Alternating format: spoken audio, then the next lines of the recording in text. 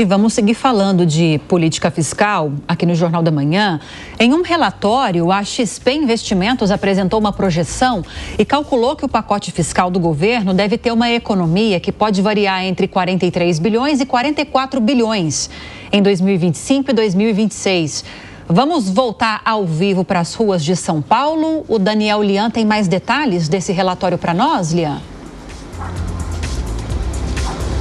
Pois é, Lívia, esse relatório, que foi elaborado por esta corretora, esta consultoria financeira, e reflete exatamente o pacote elaborado de que a economia de 43 a 44 bilhões de reais para os anos, esse período de 2025 e também 2026, já considerando as mudanças aprovadas no Congresso. E com isso, esse valor é menor em 26 bilhões de reais, segundo esse estudo, esse levantamento que foi feito. Isso reflete, em relação ao número esperado pelo Ministério da Fazenda, uma discrepância, porque o Ministério da Fazenda pretende poupar 69,8 bilhões de reais. Então, há aí uma estimativa que torna aí alguma diferença, alguma discrepância no que o valor entende, no que o mercado também está entendendo. A instituição financeira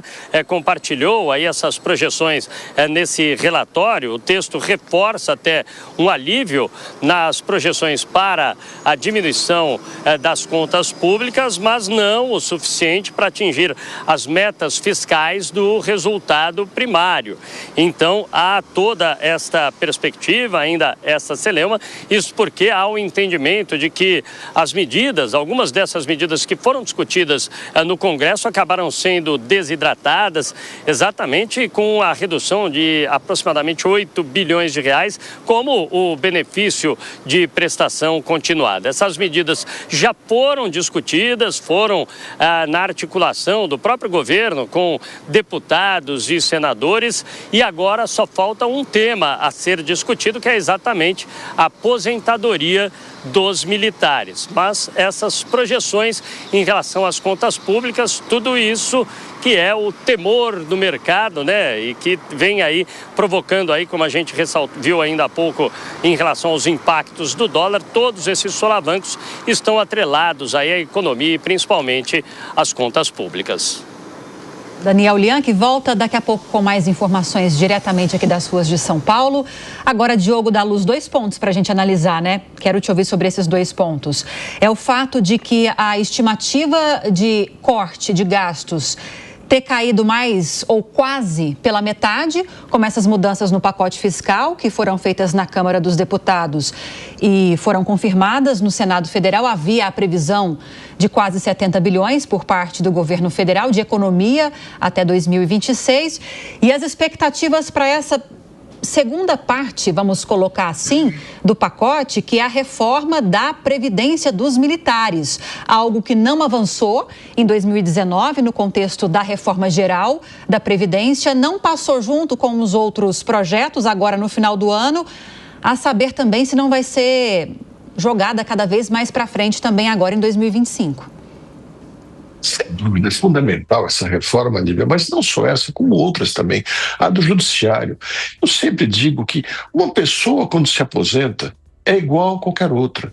Não vejo justificativa para alguém dizer, mas passou a vida em risco, portanto tem que ter uma aposentadoria diferenciada. Se passou a vida em risco no seu trabalho, tem que ter um ganho durante o trabalho que seja diferenciado. Quando se aposenta, pode ter sido um militar da mais alta patente e competência, pode ter sido um catador de lixo. Todos viramos cidadãos civis normais. Não temos mais obrigações propriamente para com a sociedade e recebemos com aposentadoria. Mas é muito importante, Lívia, que se discuta também a do judiciário, porque, segundo dizem os economistas, para um aposentado militar equivale 7 aposentados civis em termos de valores pagos. E para um aposentado do judiciário equivalem 18 aposentados do judiciário. E não são só esses 2 casos. Existem muitos outros dentro dos parlamentos e dentro do funcionalismo público onde acaba se tendo diferenciação. Não pode ser É fundamental insistirmos nisso. Ao nos aposentarmos, somos todos apenas civis igualmente uns aos outros.